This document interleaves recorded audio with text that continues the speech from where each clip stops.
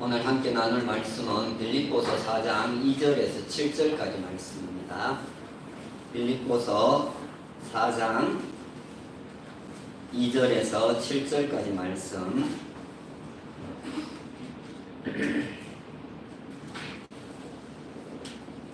우리 찾으셨으면 한 음성으로 읽도록 합니다. 시작. 내가 유오디아를 권하고 순두개를 권하노니 주 안에서 같은 마음을 품으라.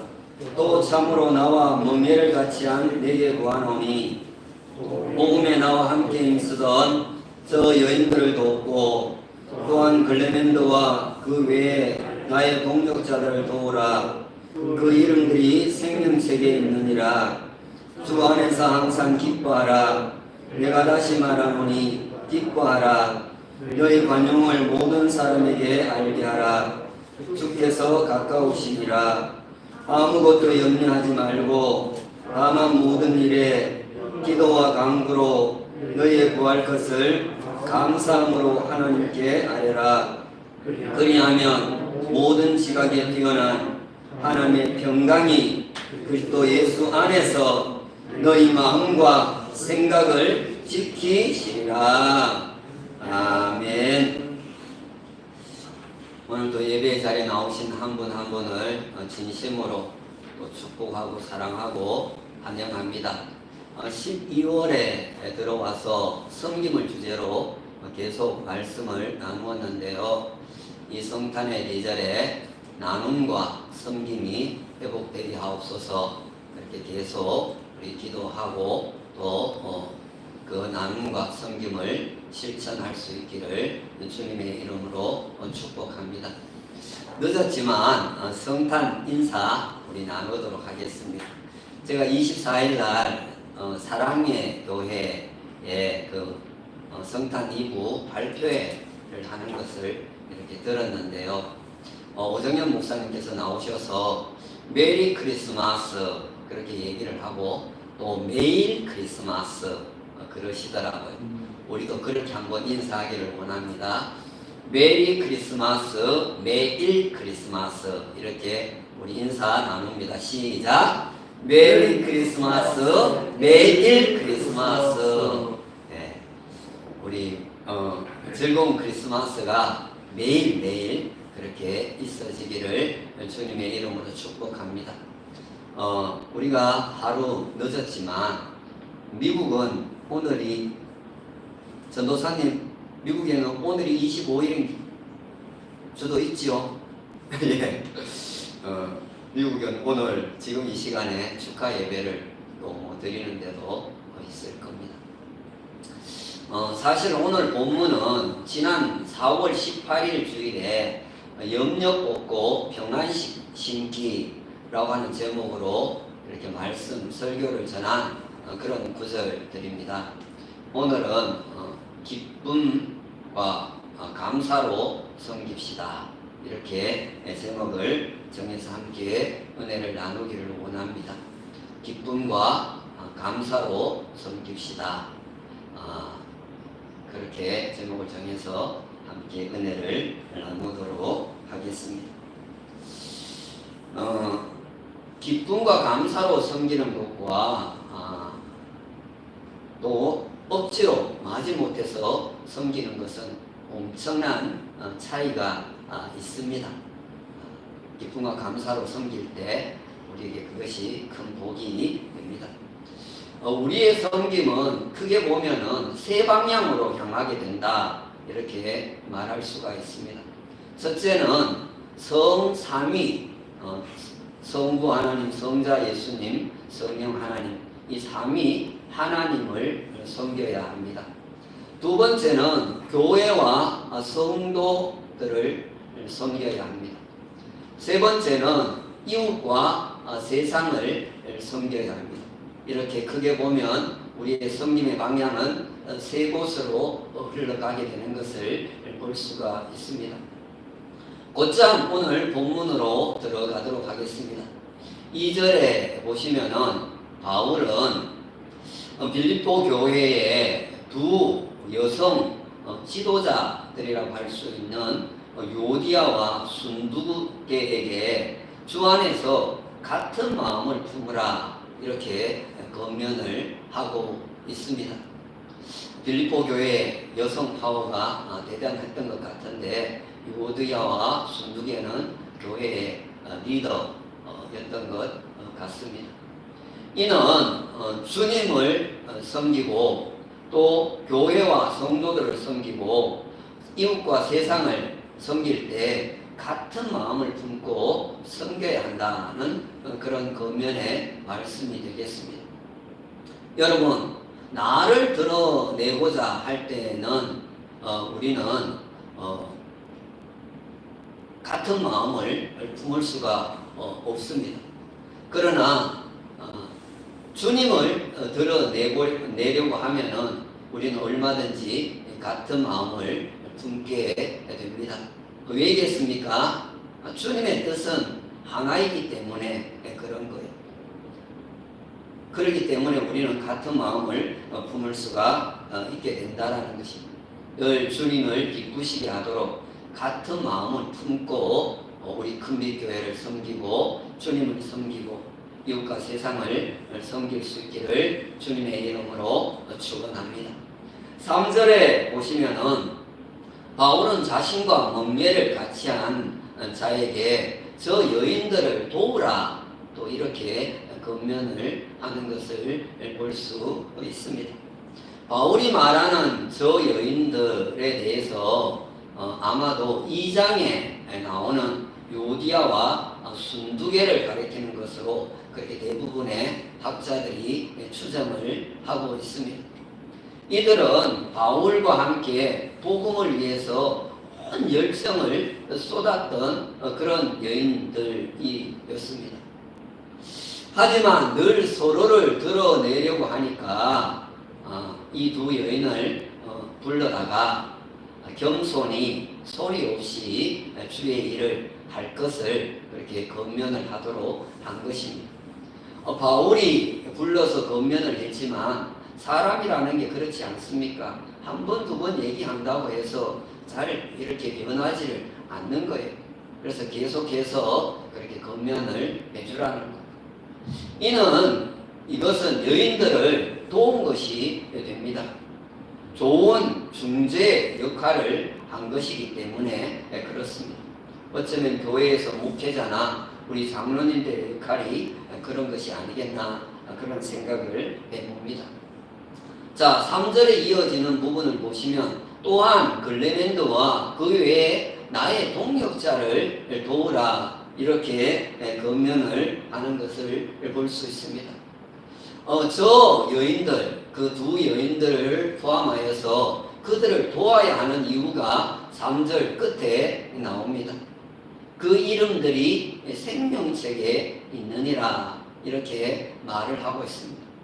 다투고 이렇게 경쟁을 하고 그러는데도 그 이름들이 생명책에 있는 것이고 또 열심히 주의 일을 하는 그 동역자들도 그 이름이 생명책에 있다. 여러분, 우리가 이런 것을 보면서 사람을 함부로 평가해서는 안 된다 하는 것을 우리는 보게 됩니다. 사람들이 생각할 때는 문제가 있어 보이지만 주님의 복음을 위해서 함께 힘쓰는 자들이라고 한다면은 우리는 그 이름들이 생명책에 있다라는 거예요. 그러니 하나님의 나라에 함께 갈 사람들임을 알고 서로가 서로를 잘 섬길 수 있기를 주님의 이름으로 축복합니다. 자, 그리고 5절에 가서 보면은 이번에는 빌립보 교회 온 성도들을 향해서 너희 관용을 모든 사람에게 알게 하라 또 이렇게 권면을 하는 것을 보게 됩니다. 여기 모든 사람은 현재 교회 안에서 믿음의 길을 걷고 있는 성도들과 더 나아가서는 세상에 믿지 않는 잠재적 그리스도인들까지를 다 포함을 하는 것입니다. 국어사전에서는 관용을 남의 잘못 따위를 너그럽게 받아들이거나 용서함 이렇게 되어 있습니다. 남의 잘못 따위를 너그럽게 받아들이거나 용서하는 것을 관용이다 이렇게 얘기해요. 요즘에 법조계나 정치계에서 자주 쓰는 말 가운데 하나가 무관용 원칙, 그런 말을 많이 쓰는 것을 제가 들어봤습니다. 그런데 우리가 관용을 베풀어야 하는 이유는 그들에게도 기회를 주기 위함이다 라는 것입니다. 여러분, 최종 판단과 심판은 우리가 하는 게 아니고 하나님이 하시는 겁니다. 5절 끝에 보시면은 주께서 가까우시니라, 이런 말씀 속에서 우리는 알 수가 있다라는 것. 우리는 다만 너그러움으로 내가 예수님에게 용서를 받고 사랑을 받아서 주님을 섬기듯이 그들에게도 계속해서 기회를 주고 섬기는 것입니다.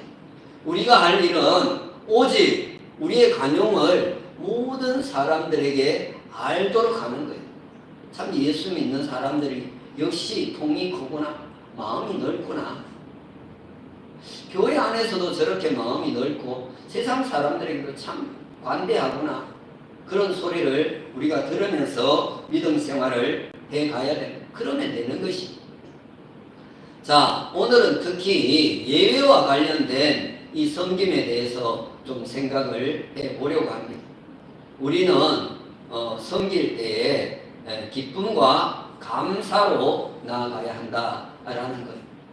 예배를 영어로 worship 이렇게 얘기를 하는데요. 이는 신분에 맞는 가치를 올려드리는 것을 말합니다.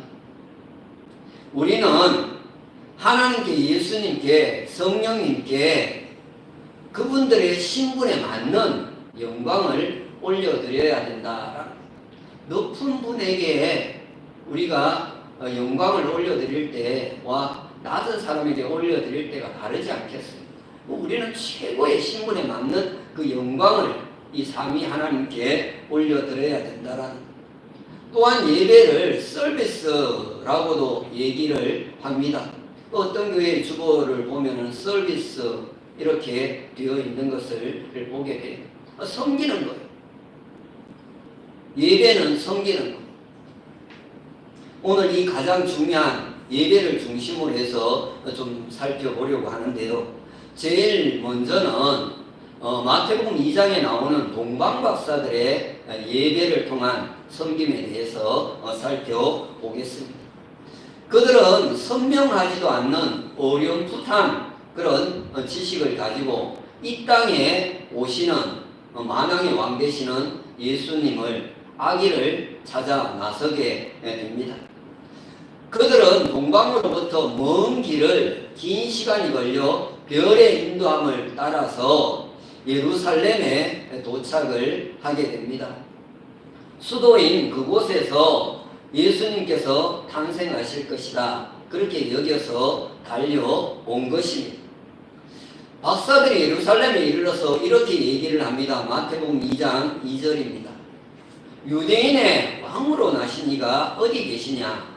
우리가 동방에서 그의 별을 보고 그에게 경배하러 왔노라. 이렇게 얘기를 합니다. 여기 경배하다에 해당되는 헬라어를 프로스퀴네오라고 하는데요. 이것은 무릎을 꿇고 엎드려 절을 하다는 그런 뜻입니다. 왕 대신 높으신 분께 무릎을 꿇고 엎드려 절을 하러 왔다는 것입니다. 그들은 막강한 힘을 가진 성인 왕이 아닌 이제 막 태어나는 아기께 경배를 드리러 왔다라는 것입니다. 우리는 이것을 통해서 이들이 얼마나 겸손한 그런 태도를 가지고 달려왔는가 하는 것을 알 수가 있는 것입니다. 예배의 자리로 나올 때 겸손히 하나님 앞에 이렇게 낮은 모습으로 나오는 우리 모두가 되기를 주님의 이름으로 축원합니다. 그런데 대제사장들과 서기관들은 그리스도가 유대 베들레헴에서 나실 것이다. 그렇게 알려줍니다.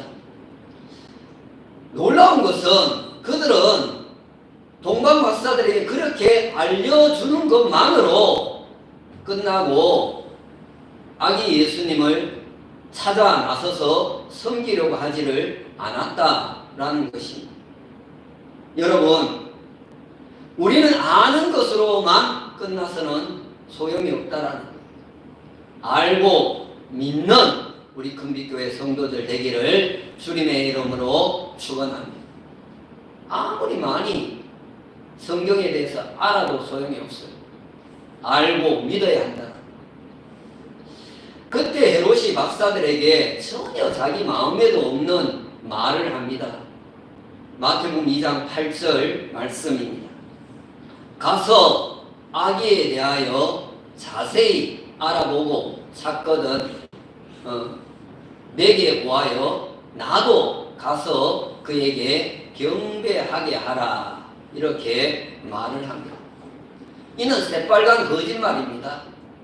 전혀 아기 예수님께 경배드릴 생각이, 마음이 없습니다. 오히려 예수님을 죽이려고 한 것입니다. 왜요? 자기가 경배를 받아야 할 자다라고 여기기 때문에 그런 것입니다. 여러분, 오직 영광은 하나님께, 예수님께 임을 믿으시기를 주님의 이름으로 축원합니다.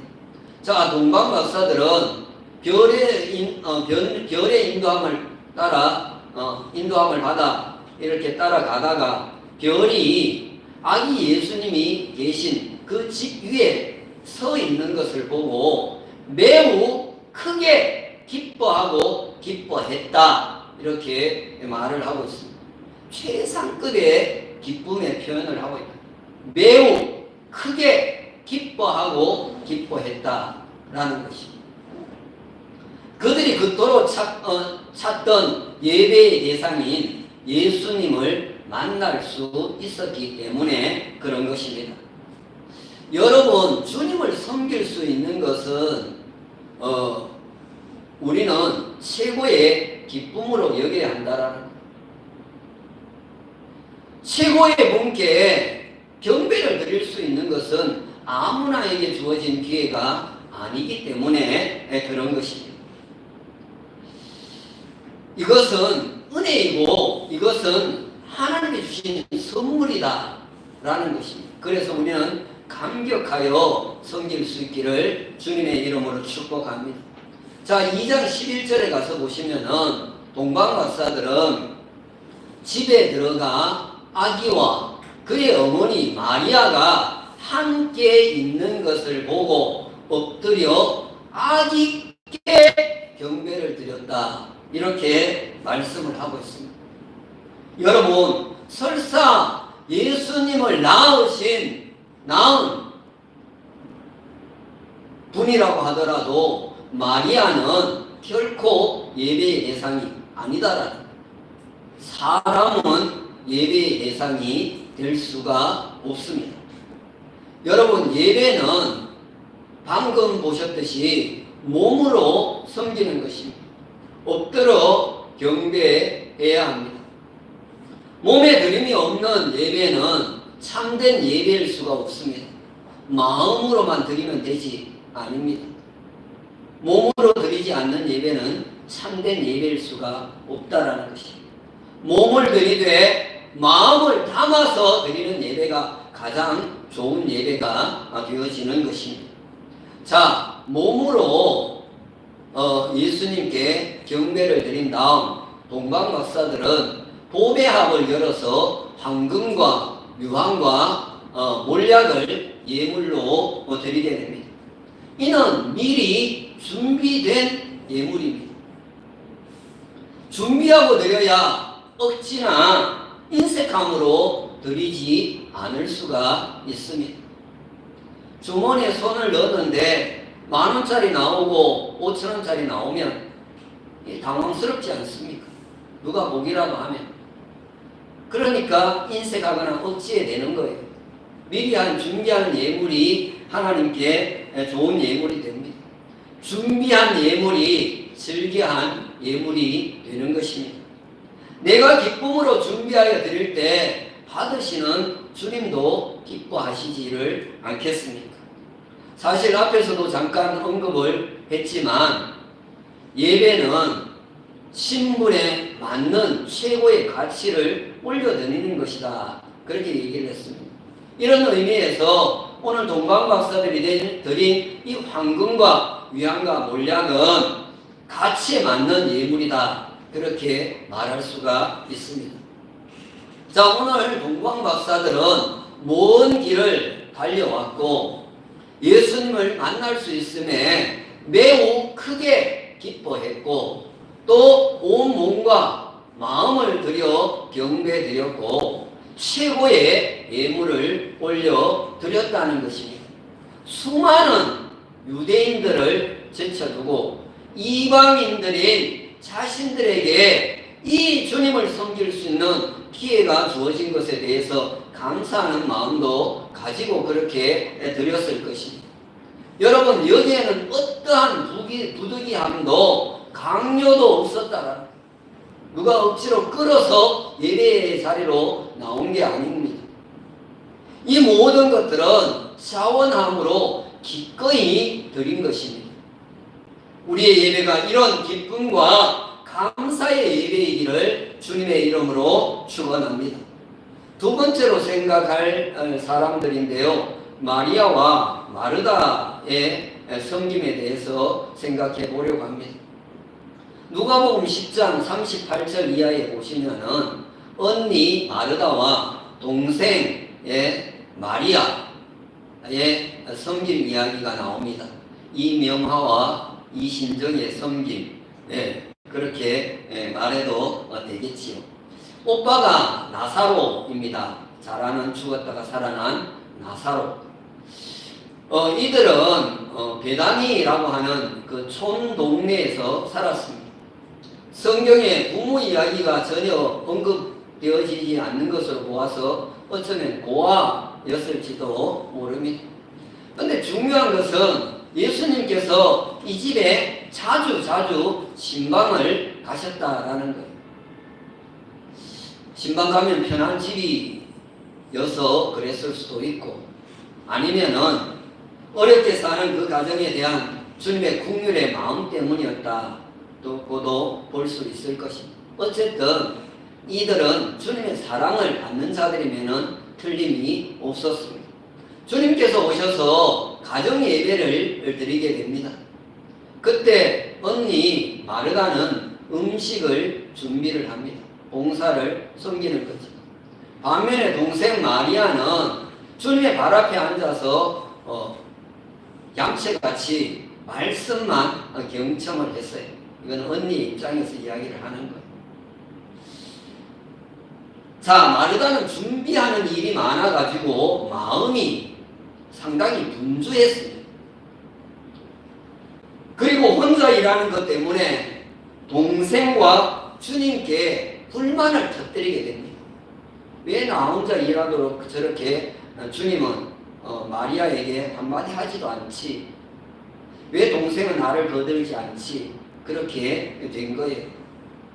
여러분, 주님을 섬기고 교회와 성도들을 섬길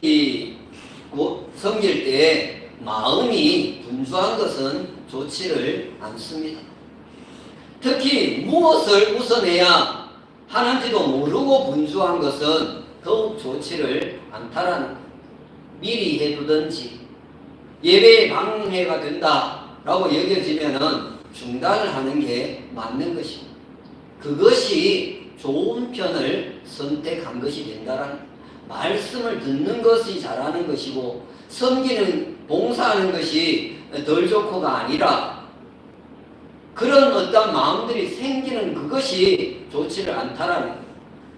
더 중요한 것은 봉사를 하든지 말씀을 듣든지 간에 거기에 불만과 불평이 있어서는 안 된다는 거예요. 오히려 찾아와 주신 주님에 대해서 감격하고 말씀을 들려주신 것에 감사하고 섬길 수 있는 기회를 주신 것에 감사해야 하는 것입니다. 그래야 그게 복이 되지를 않겠습니까? 분주함이나 불만 없이 기쁨과 감사로 섬기는 우리 모두가 되기를 주님의 이름으로 축원합니다. 오늘 보면 6절에 보시면은 바울은 아무것도 염려하지 말고 다만 모든 일에 기도와 간구로 너희의 구할 것을 감사함으로 하나님께 아뢰라, 이렇게 권면을 하고 있습니다. 여러분, 기도도 섬기는 거예요. 중보기도 섬기는 거예요. 어느 연세가 아주 많으신 할머니가 목사님을 찾아와서 하는 말이, 목사님, 이제 저는 너무 나이가 많아서 그 어떤 교회 봉사도 할 수가 없습니다. 오직 이제는 기도만 할 뿐입니다. 그렇게 얘기를 했다. 그러자 목사님께서 할머니, 사실 그게 가장 중요한 것입니다. 제일 중요한 것입니다. 그렇게 얘기를 했다는 것. 여러분, 교회가 행복하고 편안하게 되는 비결은 다른 데 있지는 않습니다. 감사함으로 기도하는 사람들이 많아지면은 그 교회는 행복하고 평안한 교회가 되어지는 것입니다. 7절을 봅니다. 그리하면, 감사함으로 하나님께 기도하면 그런 말이 되는 거죠. 그리하면 모든 지각에 뛰어난 하나님의 평강이 그리스도 예수 안에서 너희 마음과 생각을 지키시리라. 할렐루야. 여러분, 감사 기도로 교회가 평안하고 가정이 평안하게 되기를 주님의 이름으로 축원합니다. 자, 마지막으로 아브라함의 섬김에 대해서 생각을 해 보려고 합니다. 창세기 18장에 보면은 아브라함이 어느 날 가장 날이 이렇게 뜨거울 때에 장막문에 앉아 있는데 마침 그 건너편에 세 사람이 서 있는 것을 발견을 하게 됩니다. 그는 그들을 보자마자 급히 달려가서 영접하며 몸을 땅에 굽혔습니다. 마치 가장 높으신 분에게 예배할 때 그 태도처럼 그렇게 한 것입니다. 그리고는 물을 떠다가는 발을 씻도록 합니다. 그리고 나무 그늘에 앉아서 마음을 상쾌하게 하고 난 뒤에 그리고 지나가도록 했습니다. 그리고 급히 떡을 만들고 달려가서 송아지를 잡고 치즈와 우유를 가져다가 극진히 대접을 했습니다. 여러분, 이 사람들은 그냥 두면 지나가는 나그네인 거예요. 어떻게 보면 지나친 친절 같이 여겨질 수 있는 그런 겁니다. 하지만 아브라함은 자기 집에 온 손님으로 만들어버렸다는 거예요. 알고 봤더니 이들은 하나님의 천사들이었습니다. 히브리서 12장 2절에 보시면은 손님 대접하기를 잊지 말라. 이로써 부지 중에 천사들을 대접한 자들이 있었느니라 라고 했는데 그 중에 바로 이 아브라함이 포함이 되어지는 것입니다. 극진한 환대를 받은 천사들이 아브라함에게 엄청난 축복을 해주고 떠나갑니다. 내년 이맘때에 생리가 끊어지고 노쇠한 내 아내 사라가 아들을 낳게 된다는 그런 축복을 해준 것입니다.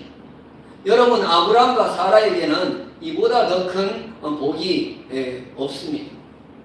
태어날 아기가 큰 민족을 이루게 되는 축복의 씨앗이었습니다. 그가 그들 부부를 웃게 만드는 이삭이었습니다. 그러나 여러분, 실은 그들을 웃게 만드시는 분이 바로 하나님이었다. 그 세 분 중에 한 분이, 천사 세 분 중에 한 분이 하나님이셨어요. 하나님이 아브라함에게 축복해 주시고자 어떻게 보면은 찾아오셨다, 그렇게 볼 수가 있는 것입니다. 손님을 대접하고 환대하는 것이 바로 이렇게 큰 복이 된다라는 것입니다.